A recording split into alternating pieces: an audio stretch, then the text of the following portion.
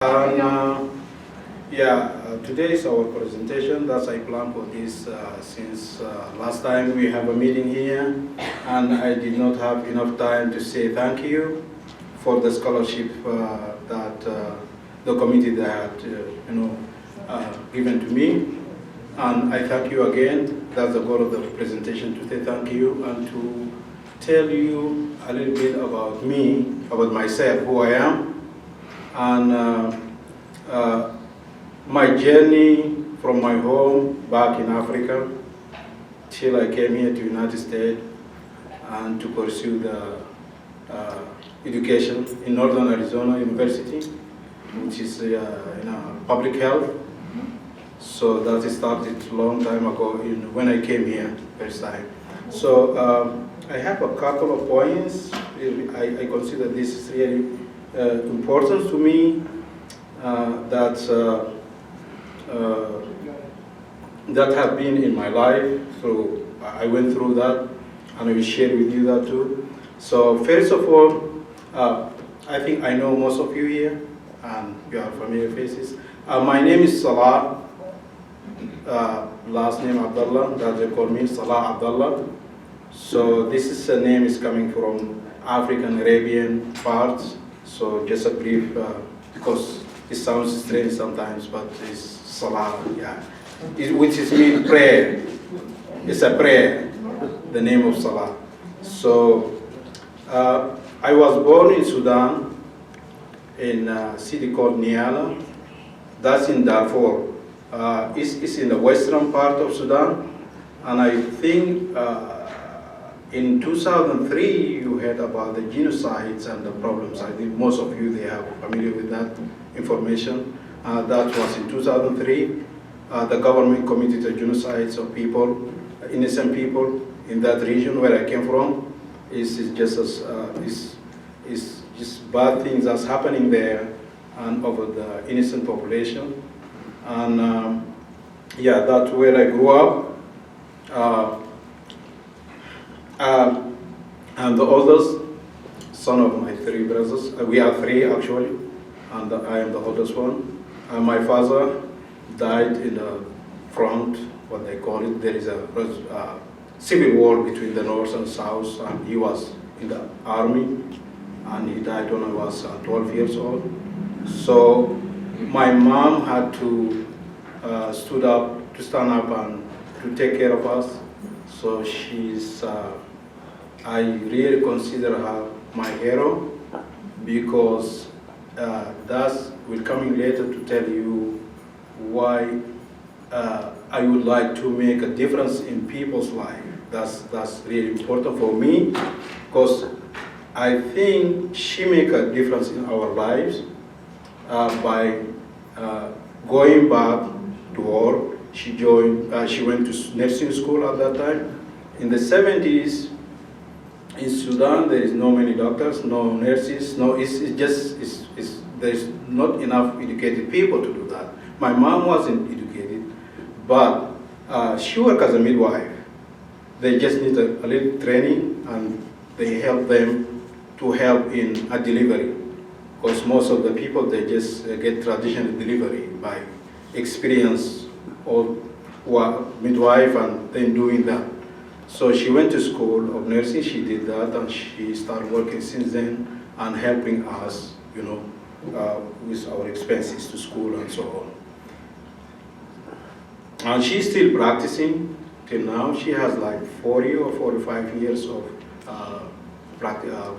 midwife nursing in the community over there.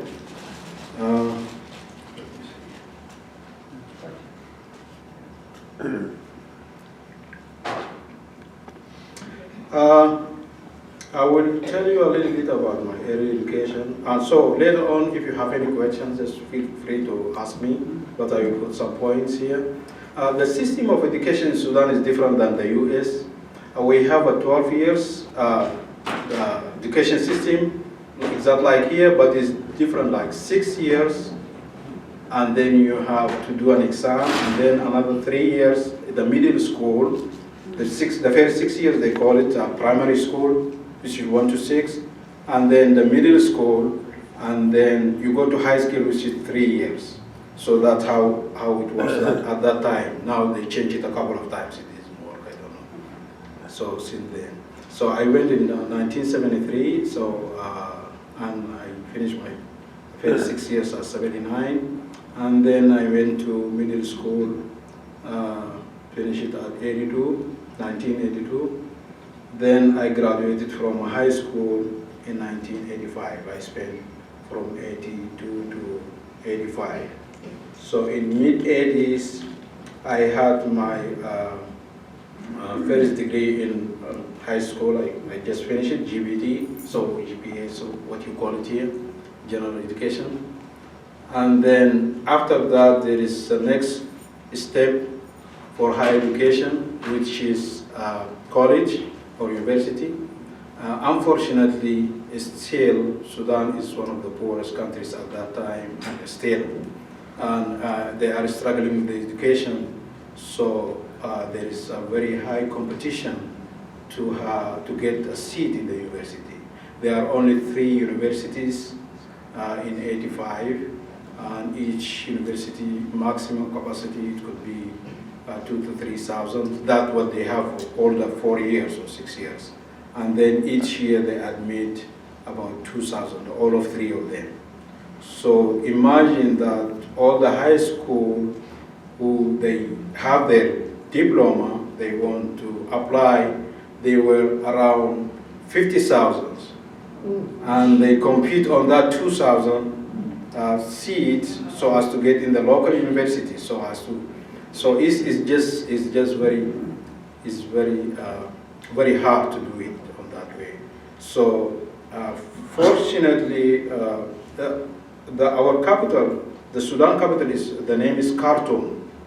So I have to leave Niala to go to Khartoum to apply for college. So I went to Khartoum, and as a small city boy coming from there, knowing nobody there, I have to see what's going on there. So that's one of the parts that discriminate the people, the students who's coming from the rural area, because we don't have enough information about where to go, where to apply. There's many things to do. You have to get ready for the application itself and how to pay for that.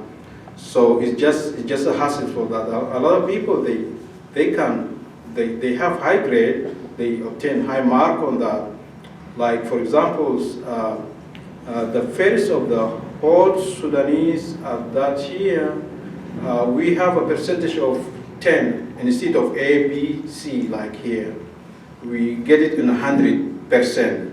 So the first one, the highest mark is 82%. So between 82 to 81, that's a 1% is, there is many people candidate over there. So don't talk about the 70s, they have any hope to get nowhere. So that's how the system is. So yeah, I went there and I look and I see that I have to get a seat in the university to college. I dream since I was in the high school or before that, since I was a kid, to go to medical school, and that's why my focus to go there to medical school. But when I came to Khartoum, I see that the medical school accept 27 students, which is really very not only tough. You have to be the first best of the first, less than 0.5% to get that in that. So I just gave up on that one.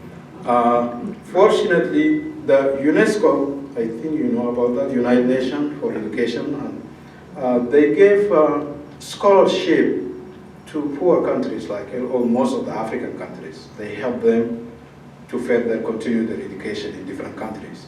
So, and besides, there is other countries, they gave scholarship to the government so they can, relieve that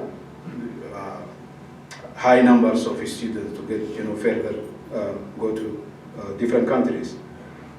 So that year we received, the country received like 5,000 scholarship, and then it's the same system. You have to apply, and it just depends on your luck. You have to point what you choose. You have 3 choices and 3 countries, and just it's random things. I don't know how it works, but anyway, I got accepted to study medicine in Romania. So this is the second turning point of my life. So coming from West Sudan to the capital, which is I barely can know the street over there, and then get the news that I have to leave to a different foreign country. For me, it's like a dream, because it's just I can't imagine how life is going to be there, what that country is, where that. I know that it's in Europe, but it doesn't matter. I just want to go and study. That's all my goal. So that's all free. The government and the UNESCO, they just, you have your expenses, your studies, your living. You don't need to have money, otherwise we couldn't go there, because our family is so poor, and it's very hard to obtain the hard currency to go for that. So I left Sudan.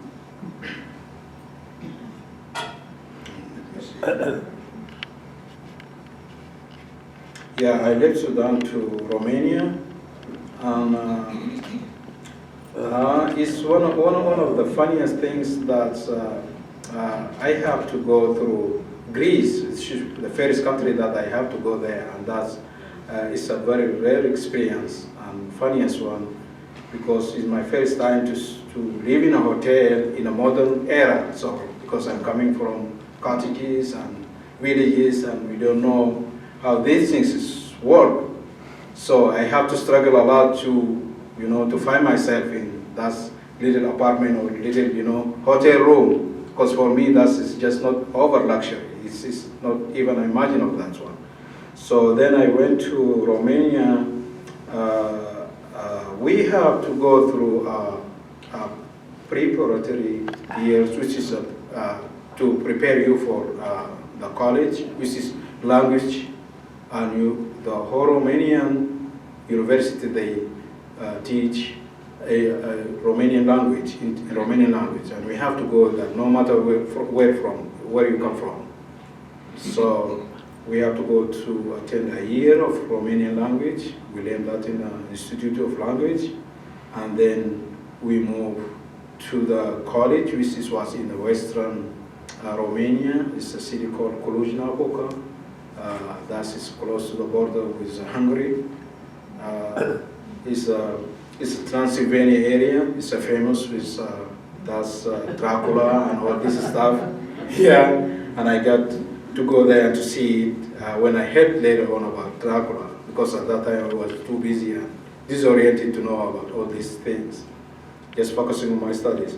So yeah, I started the college and then the college is 6 years straight, and then it's not easy, because the system in Romania is different than United States and other West countries. It's depend on rehearsal and memorize and all these things. You are not going to think about multiple choices questions, or I am going to talk to you, discuss with you. No, there is nothing like that. You tell me what I ask you to tell me.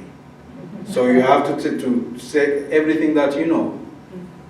So that's the way how it is. So yeah, so it's really very hard getting just to know the language, and it's totally different. It's not even English close to our, and not French, which is some Africans they're used to. It's just totally different, for us. But we survived that too, and yeah, and I graduated. I did well at the school. Yeah, I can't complain on that. So it was really very nice experience at the school. And then I graduated in 1994, and then I went back home to Sudan. Yeah, when I returned to Sudan, I finished, I have to go to the Ministry of Health and then to get rehired. And there is another thing, they will tell you that, well, we sent you back, we sent you to continue your education, now you are a doctor or whatever engineer, you have to work for us. They will pay you salary, but you have the obligation to work 3 years until you are free. They will get you that the country is not own you, or you don't own the country anything. Otherwise, you are not going to be able to get a passport or to live back or to work even to change the job. So that 3 years after the residency, we have to do that mostly in the rural area. Remember I told you at the beginning, then the rural area, they don't even hear about doctors. So there is some places, cities, they call it cities, but they have 1 or 2 doctors there. They do everything. You there, you just general practitioner. What I finish, general medicine. I have to do everything. I have to do delivery. I have to do surgery. They work with you through that real quick in the residency period. But that is not enough. You have to learn from your mistakes and whatever you have. You have to depend on yourself. So it's just very tough things. Like you have to be eye doctor, ear doctors. Whoever coming to complain, you have to treat him. So there is no choice because you are the only one there. So I get that experience 3 years in different rural areas and very remote areas and very poor and bad living conditions. And one of the things that I can tell you is, and it's sad, and what they call it hospital, people that is laying down on the floor. I think you saw some of those pictures on the TV sometimes. There is very few bed hospitals, people laying on the floor, and it's non-hygienic places. You have to do in operation room. You don't talk about what you study, not what you know. You just forget about that. It's exactly like working on the wall. Like, those doctors or medical professionals that go to the wall, front wall. So you have to work on that way. So that's make me,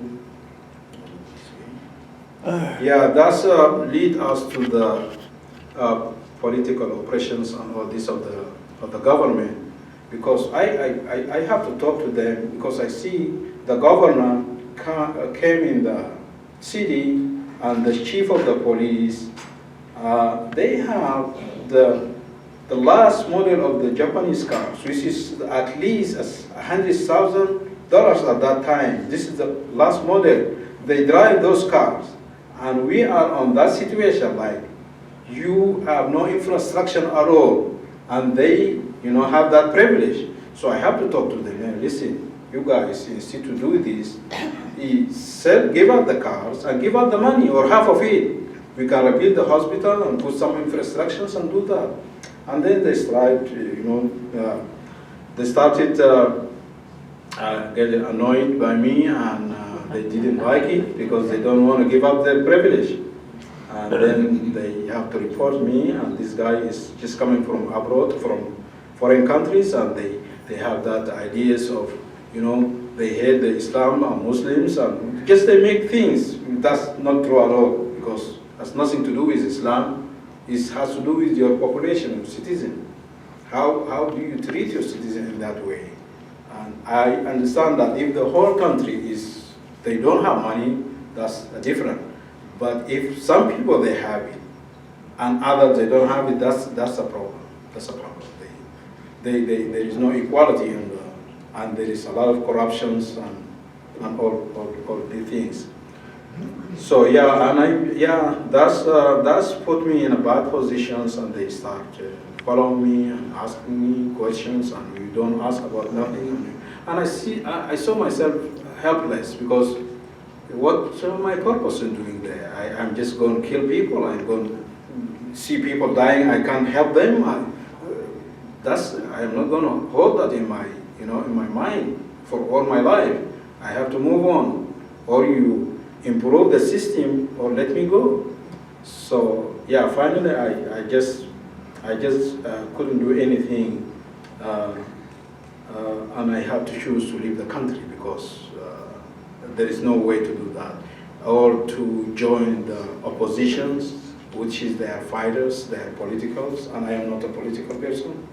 Yeah, so, or either to choose to leave the country. And it's sad because you leave many people there, they need you, and you can't do anything on that. So that's my second. I left the country at that time in in the late 90s. I'm lucky. They won't get rid of me, and they easy. They gave me the passport. They issued me the passport, and I went to the Romanian embassy. Since I was there before, I speak with them in Romania. I said that I don't just go back to there to continue my education or do anything else there. So I obtained a visa for Romania. It's really simple, as as a former student. So yeah, I left the country and I came to Romania, thinking about two things. Okay, yeah, you left your country. You have two things: or you continue education, or you go to war and see what's going on. Unfortunately, Romania itself is close to Sudan. It's like Sudan. It's a communist country. In the 90s, when the communist bloc is broken, it's come down, Romania, one of those countries. So they are transitioning from the communist to the democratic regime. So there is a lot of chaotic things in the system. So they have many broken things. There are a lot of communities resisting the change. So overall, the living is so poor because the money was centered on the Communist Party at that time. So it's very hard for a foreigner like me to go and say, okay, I want to get in and get a job and go to school. Before, I get the school paid by the government, but now I have to pay it on my own. So to get a job, it's not even you think about. Even if you get the job, it's not that worth it because you get just pennies on that. They don't have high salaries to make you save money and to pay for your school. So just I get stuck there, and luckily, unfortunately, I met my wife, and I get married there. I said that, okay, if I have to live in this country, I have to understand their culture, and I have to just accept the way how it is. So one part of that is to get married, and to get know the country really well, as because that is going to be your second country. Yeah, you have no other way to do it. So that, yeah, I have my only and oldest daughter was born there in Romania. Then I didn't get any work, any job, and the education, I can volunteer only just to practice because I have my licensing active there. Since I graduated from there, you graduate with the license also together. That's the system. So I have just to volunteer. So I thought that I have to leave Romania to go somewhere because that's not the kind of living or future that can offer me and my family. Especially my daughter is, I am black, and in Europe, that is still there's a problem, when you are, from a different race. The general population are really nice and good, but you will find, it's like kids. You have,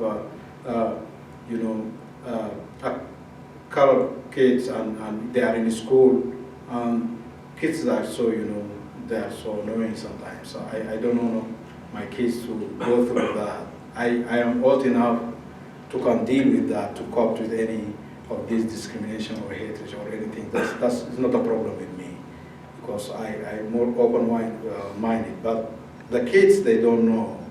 So to let the kids grow in that kind of society is a little bit harder for them. So anyway, and I applied a couple of times for a lottery.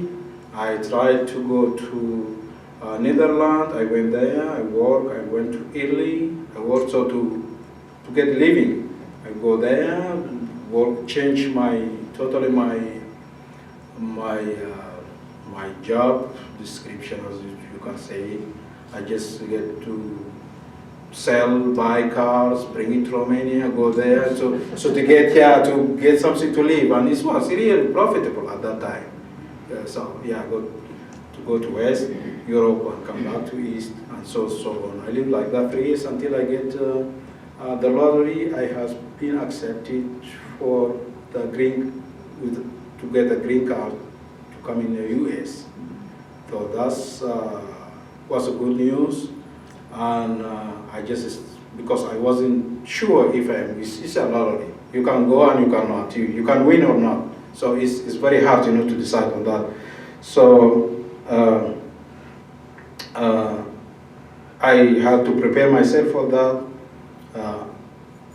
Unfortunately, I have it on my own. When I applied, I didn't add my family at that time. Just I thought that probably that's the easiest way. There is no online application of that in the 90s, and I just applied myself, and I got it by myself, not the whole family. So I came here. It was a long process. It took a while until I had the whole paperwork, and then I came to, let me see, I have this, yeah, this is Romanian challenges, and this is the challenges in the US. Yeah, and the first place I arrived here in Tucson, Arizona. I don't know if somebody from there who came from there. That's a very, very nice place, my first place to go and to live. And I just get started right away to see from the first 3 weeks to look what I'm going to do here. Now you are in the US. Forget about the dreamlands or honey and milk country of that. Forget about what you are in reality right now, what you're going to do. So first thing I found out that I have no anybody to support me. You have to work and to keep your existence. And the second thing, you have to see what your future is going to hide for you. So I started right away to see, okay, I gather some information. I am a doctor, I have a degree, I have it with me. It's legalized from the embassy. Can I go and just give it to the hospital and say, oh, you guys, I want to work with you? Say, no way. You have to go back. Yeah, there are a long process to do that. So I found out there is an examination with USLA.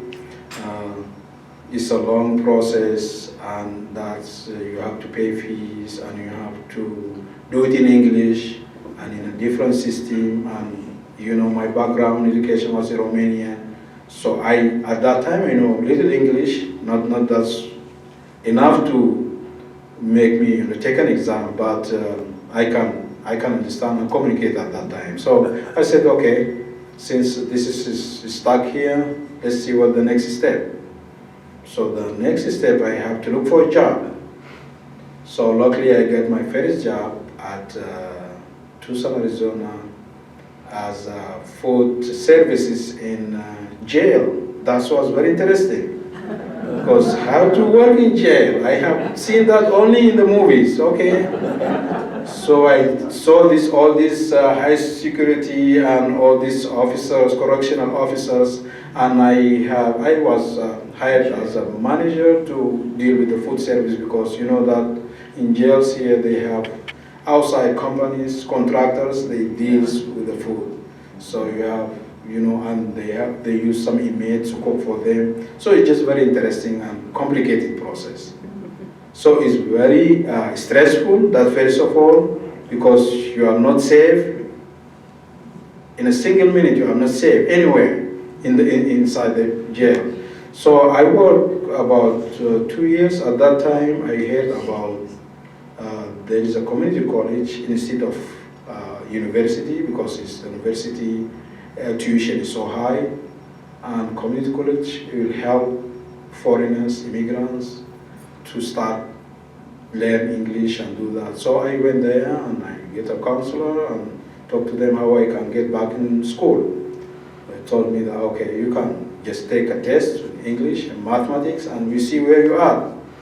And that the placement, they put you in which classes. And I start getting my credits from there. So from the scratch. So I learn English and I get my first degree, associate degree in general studies in 2008. And then I get the second one in 2009 in science, which is, and then from there I said, okay, from here you get all these degrees, what's the next step? I have to think about what I'm going to do. If you're living here, you have to get a career, you have to work. So all this is going to help me. What colleges can I go to work? Forget about the medicine now. Now you look about the English system, see what's going on. So I found out nursing programs are the shortest and the more realistic one that will help a lot. So I get admitted in a nursing program in Northern Arizona University, which is a program that goes for bachelor's degree in 5 semesters, because they consider all your associate degree, your credit, you transfer it and they add it up to that. So I started the program. I did pretty well. I went through everything until I finished the program, and then I just thought to myself, so what are you going to do? Are you going to work as a nurse, get good pay, or there is something else? And I still, that's idea with the medical degree, with those things. One thing, nursing mindset, when you go to medical school, I don't mean anything, but they have 2 different mindset of looking at things. Like in nursing, you are not doing things on your own. You are not a decision maker. You have to follow a chain of decision, and you do this, do that, plug this, unplug that. So, but medicine or doctors have more mind-dependent decision. They analyze and they decide and they take responsibility for that. That's the way how I learn, and I've been in the last job I worked there. So it didn't work with me, to that. And I asked the advisor, said, okay, if you want to pursue education further in the different field, you can do that. There is a public health education that is more closer and can give you more opportunity to think broader and to do something different. So as I said before, my mom was a hero, and she is a hero, and that's make a difference in my life. And I see how she sacrificed for us, and how she went to school and led us in home. And she was in there like for 2 years. And my brothers and sisters were like 2 or 3 years old. So we were young. And I thought, well, working in a public health sector, it gives you opportunity to make difference in a lot of things, because there's many issues nowadays. You can look differently in these issues other than just doing the traditional things. Fix it, mix it, fix it, or don't know. That's just very narrow. But thinking in a wide variety of things, like let's say that I finished a public health school and I went back to home, or in other countries, or even here in the United States, I can tackle the issues of the coronaviruses. So what's going on there? What's happening? Or any epidemic or endemic things happening, especially in Africa. You can look of solution of many things that, since I am from there, I'm familiar with the area and the population. I can do something different, and that can make a difference in many peoples in my country, in Sudan or in any other poor countries, So that's make me excited to take the next step and to start it. And I started that degree. I went to public health in North Arizona University, and but things is not going as we wanted.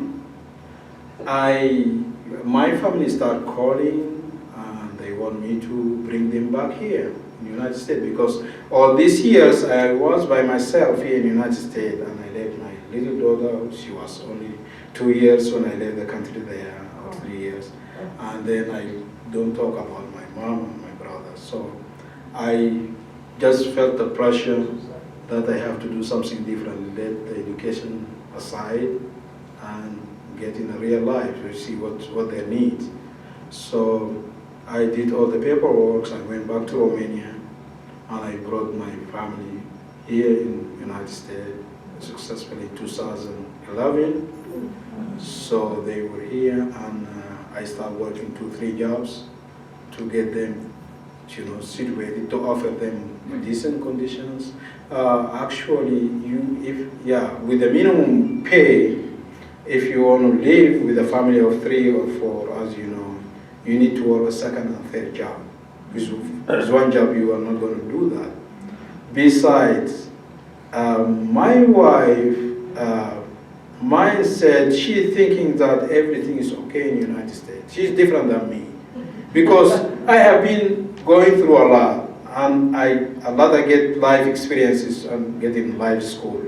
I mean, it doesn't matter for me if I have or I don't have it. If I don't have a job, I can get a job or work. I'll see. But she's coming, is what she's seeing in the Western Europe, in Eastern Europe, and the communists. They watch the TV, and that's the first time in the 90s they have the outside channels that they receive it. In the communist time era, there is no channels, only the local channels. You have 2 hours.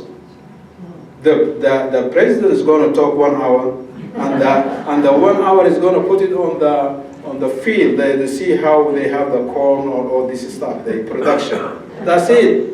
You don't have anything. And imagine suddenly they switch and they have seen all these movies. See Beverly Hills, see Los Angeles. You see, okay, they think that life is that like in the movies. I already prepare for that, because I know that anything that I have seen, it's not good. It's not going to be true, because otherwise everybody in the world is going to be jumping there. So they came here, and first of all they just get homesick, because 1+ living in the rural area or living in Romania, you have everything is organic. They are not get to know all these pesticides and all these things. So they have really a good taste of production there, like food, milk, anything is fresh. When they came here, I took them to Safeway store, and here the store. We have everything you wanted. And they fold the cart, and we came home, and they throw everything in the garbage. Oh my God. This is money, this is half of my salary. They throw everything in the garbage. So that's my first problem. That's not going to be easy. So step by step, I have to look for the farmers to get the eggs, like from the rural areas, and get fresh eggs. So to get used to, because they are not familiar with anything. So you use the McDonald's, no, they eat half of it, throw the other half. So just they can't get it, they can't adapt to that things. Yeah. So I still have time. Yeah, I'll be giving you sometimes some for questions. So so it took me time and stress, very stressful period of my, because I cannot do anything. I cannot take them back. I cannot leave them here because they don't want to accommodate or assimilate. They just resist it. Luckily, my daughter, she went to school and she get a little bit accommodated with that. That's my wife. She just stuck there. She doesn't want to do anything. Even she see anything, it's just wrong. Why are you telling her this? I told them. I didn't tell you. You just saw it in the TV. That's what it is, and this is the reality. So it took them a long time to get. At that time, I stopped. I postponed my education. In 2011, I have only like 2 or 3 semesters to finish. I am in a high, I'm senior at that time, yeah, in 2011. So since they are here with me, I'm just, I can't deal with everything. I have to go to have a job and a second and a third to get them, every 2 or 3 months, take them, let's go to Beverly Hills to see there, let's go to Nevada to see there, just to distract them, to give something, probably they are going to just adapt or feel better, less stress. Yeah, so till in 2018, my wife and my family, they said, oh, okay, in Arizona life is so, you brought us from Europe where it's snow and 4 seasons to the desert. So what we are doing in the desert, okay, what you want to do? We want to move because we don't like to live here in the desert. Okay, you live here for 5 years, you didn't complain, and now you want to move. Okay, it's not easy to move, to relocate, especially if you are, you are entry-level job like what we're doing, caregivers on this. You need money, you need to go to, rent an apartment and to look for that. So, okay, we moved to Colorado because the climate is better. That's what they thought. Well, we went to Colorado, we rented there. Luckily, I work in a company that's a multi-chain, and they just transfer me. That make it easier for me to go there to find a job right away. So we live in Colorado 3 years. They didn't like it. I said, what's the next step? I said, okay, let's go to Seattle. Why just Seattle? Because there's a big community of Romanian here, and we can just get, easy going by. And when I was at work, they're calling and talking behind me. Okay, they found their way to Seattle. Okay, good. Well, I'm not going to go to Seattle right now, but I can help you go, and I will catch up with you later on because this is too much for me.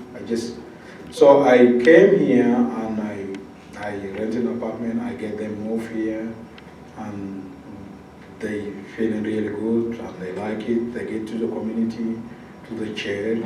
It's a bigger community, and they feel much better. I forgot to tell you, this years from 2011 when they came until 2018, they went back to Romania 5 times. Wow. 5 times.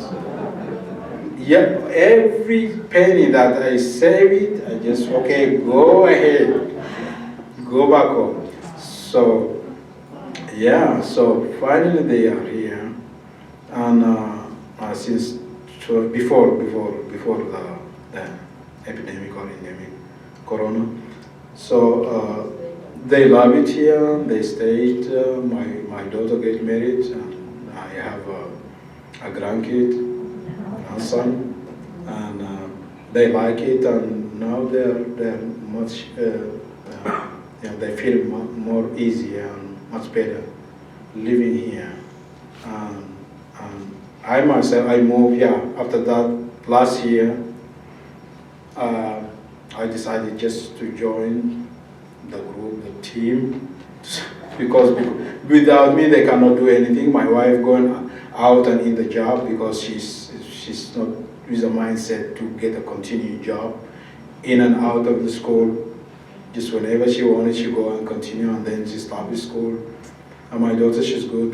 She went to school and finished and graduated. She has started school. But my wife, she's very hard for her. She's a classic like me. She's very hard for her to change. But for me, I just, because I went through a lot, and I met a lot of people, I get just what they call it in public health, or they call it culturally competent. When you meet different people with different culture, you have to deal with them. You don't raise questions, you have to live with them, whether it's white, black, whether it's African or whether it's Muslim or Christian. You don't put questions on that. So that's helped me to really assimilate and to go ahead with my things of my life, and to not having many stress in my. Still, I have some stress, but try to deal with that in a different way. This is actually we will going to have like 15 minutes to take questions. Yeah, again, this is a presentation. Is a thank you for everybody that contribute and help and support, and even to give me a hope to go and finish that long wanted degree. So I'm really looking for that. I already set up that, and I registered for classes, and I have only like 3 or 4 classes to finish it, and then get my bachelor's in public health. So I'm really very thankful and grateful for you all guys, and I would like to thank the committee for the scholarship, and that's one of the reason that I thank them, very much on that. And thank you again for listening for my experience and what's going on in my life. It's better to know me well, who's with you, who helping you, who's serving you. You have an idea about that. Any questions, please?